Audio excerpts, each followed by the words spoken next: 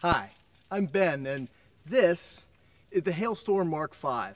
Now, the Mk.5 is the latest, probably the final iteration in the Hailstorm series. Hailstorms have been kind of a progression going through different attempts of batteries, motors, setups, structures, and this is the culmination of that.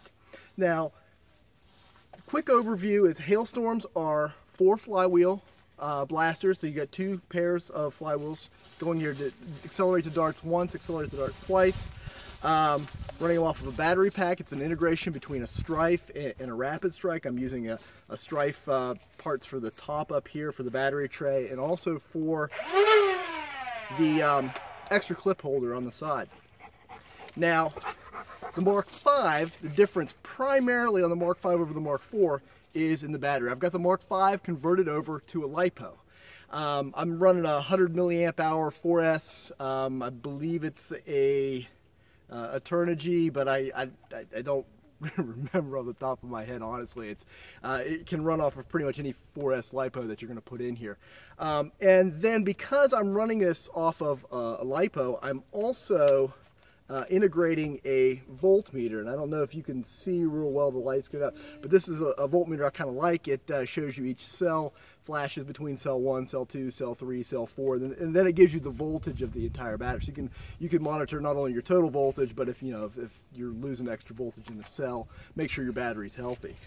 The other thing with this blaster, and I'm probably going to change it, and I'll talk about it a little bit more at the conclusion of this video, is I didn't have Rhinos for the stage 2 flywheels. So I substituted the Kysan 17114s that I used in the first stage on the second stage.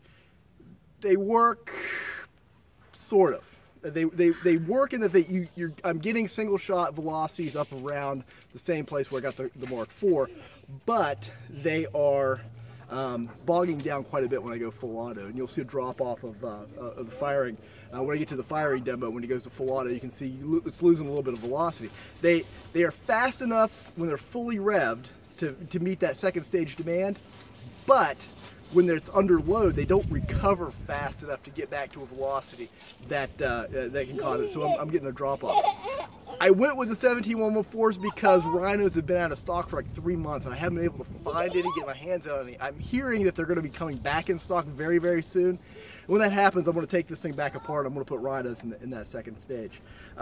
Pusher motor is still the Kysan 17114, same as the other ones. And again, performance of this is similar to the Mk.4, and it will be on par with the Mk.4 once I get those motors upgraded. Again, the biggest issue here is the voltmeter and the battery tray. So I'm going to take it over, put it over the chronograph, and then do a firing demo, and we'll come back and talk about where this stands.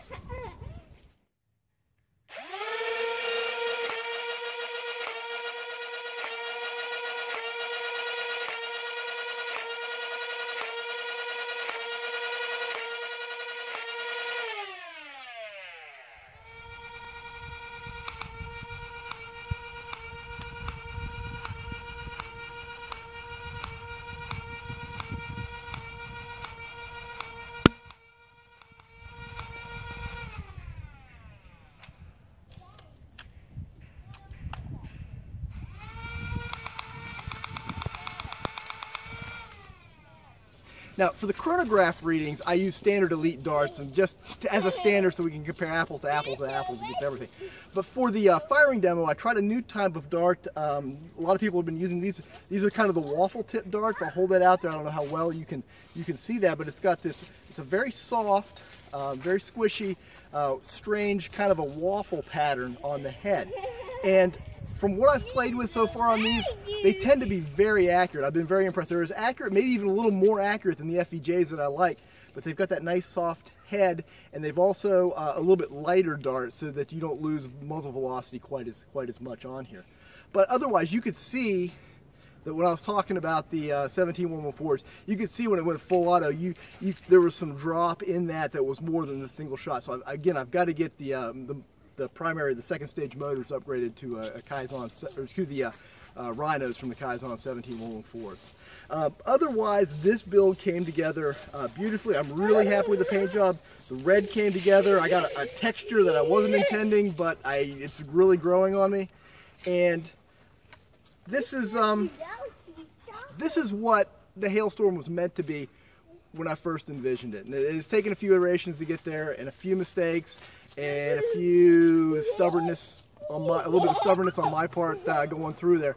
But we've got the blaster, this build, to where I think it really should be. So anyways, this Hailstorm Mark 4, thanks for watching.